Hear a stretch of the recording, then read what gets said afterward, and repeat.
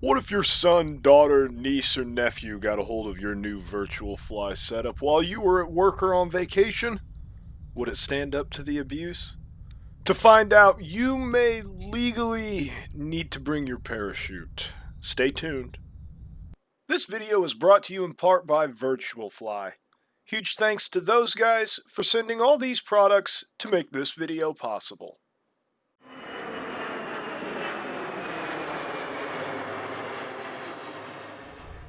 What's up guys, Ronnie here again with the Yoko Plus, Ruddo Plus, and TQ6 Plus, and now the Verneo, which is the throttle we'll be using for this from Virtual Fly, as it's more suited for the aircraft we will be using today, and will make this a little more immersive in that regard.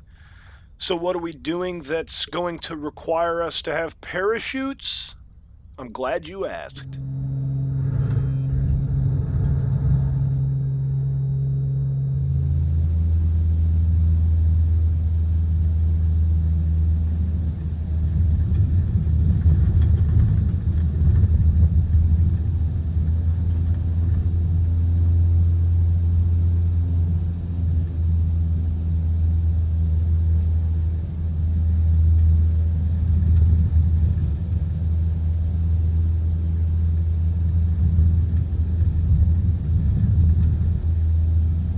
I figured, what better way to show a product is capable than to put it through the abuses of aerobatics, which in many cases uses the full travel ranges of your controls.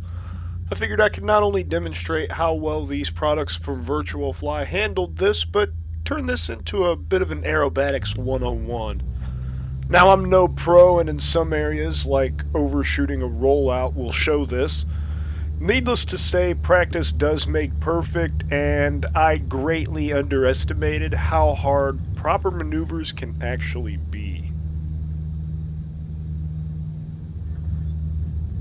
It was right about here I realized. Mistakes have been made.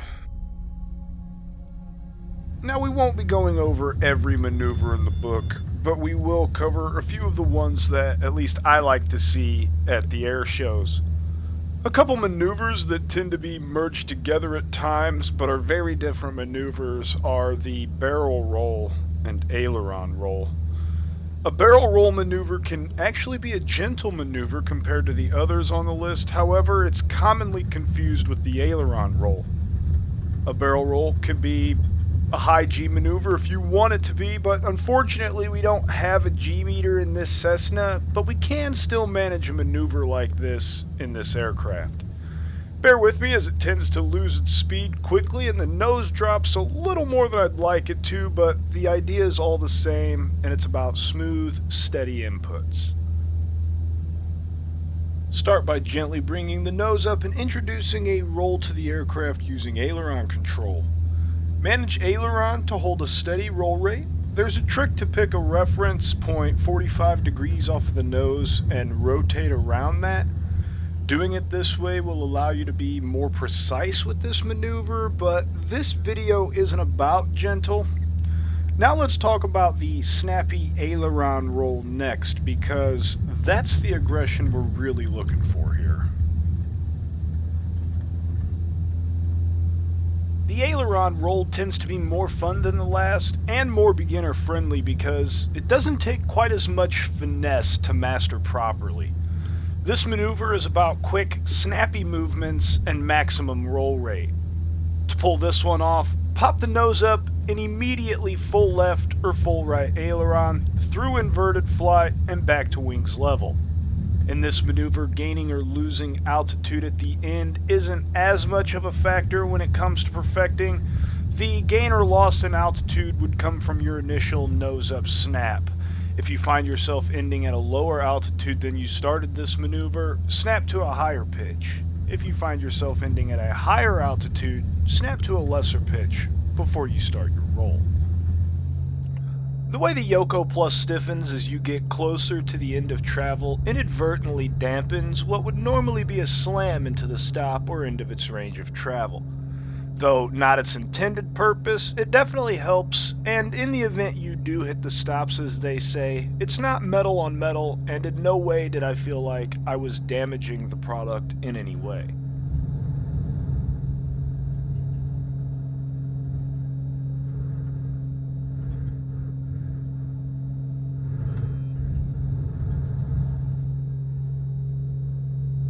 This next maneuver is called an Immelman. This maneuver consists of a hard pullback 180 degrees to inverted fly, then an immediate max roll to straight and level. This Immelman maneuver, like the Aileron roll, tends to get you using full range of travel, whether it be on both Aileron and elevator this time, or just Aileron. You tend to hit the stops pulling this one off. Also, like the last maneuver, the Yoko Plus isn't even fazed by this. It feels as if Virtual Fly put some sort of rubber stop in there to help even further when it comes to slamming full range of motion. You'll notice I'm not in the Cessna for this one. It wasn't powerful enough or snappy enough. Basically, all you need to do for this Immelman is pull back till you're inverted and then roll out of it to wings level. You can use this maneuver to quickly turn around, as well as its opposite brother, the Split S. As mentioned, it's pretty much exactly the opposite of the Immelman. Instead of pulling back and then rolling out, you first roll inverted and then pull back hard to straight and level.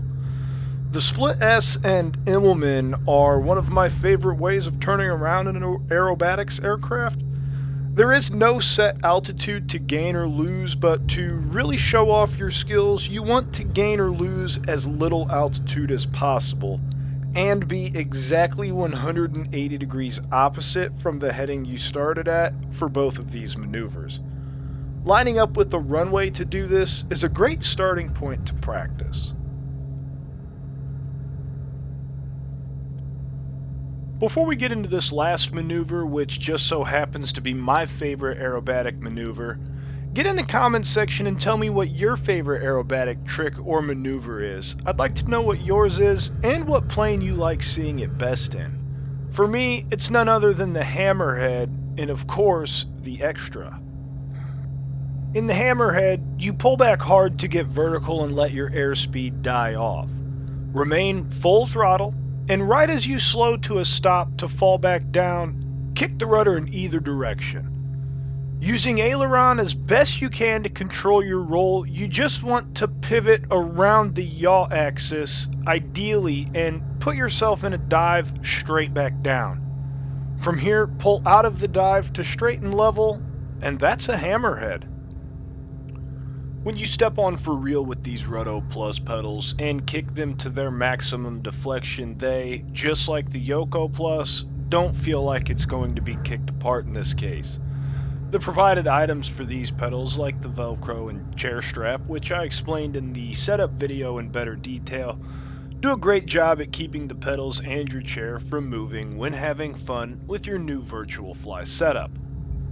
Just like the Yoko Plus and Ruddo Plus, the Vernio held its own as well during abrupt power changes, even being intentionally bashful and somewhat exaggerated at times. They just took the abuse and didn't even break a sweat. Virtual Fly really has created products that could confidently last you a while. After all the abuse, I flew back doing some basic maneuvers just to make sure I didn't knock anything loose or out of some sort of calibration. I won't show that because it's less interesting than me crashing, but as expected, everything worked as it did the day each one came out of the box. The smooth operation of each of these components is really impressive. No center detents to fight through, no binding forces to overcome, and predictable behavior make these definitive game changers. I hope this video got you all in the mood to do some flips around your home area. It was a treat to use these products from Virtual Fly to do this. With some practice, I have confidence the accuracy from the Hall sensors in these products would make doing precision-based maneuvers like snap rolls or formation flying a breeze. Maybe a lesson for another day. Also after I get some much-needed practice in. If you didn't enjoy this video, go ahead and use the dislike button. If you did, and I hope you did, smash that thumbs up button and make sure you've subscribed and ring the bell so you're notified of our releases. As always, your feedback is welcome in the comments section. Thanks for watching, and until next time.